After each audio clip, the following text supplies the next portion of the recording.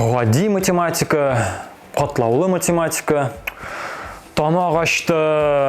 Менә хәзер үч почмаклар булсын иде. О, сәлам дуслар. Үч почмак дигәннән. Ә сез ничек уйлыйсыз? Үч почмак тәгәрмәш була аламы? Дуслар, әйдәгез, ике төрле фигураны карап үтәбез. Беренчесе ул түгәрәк. Түгәрәкне әйләндерсәк, ул безнең хәрәкәт итәчәк. Ә хәзер шул ук усул белән үч почмакны хәрәкәт иттереп карыйбыз.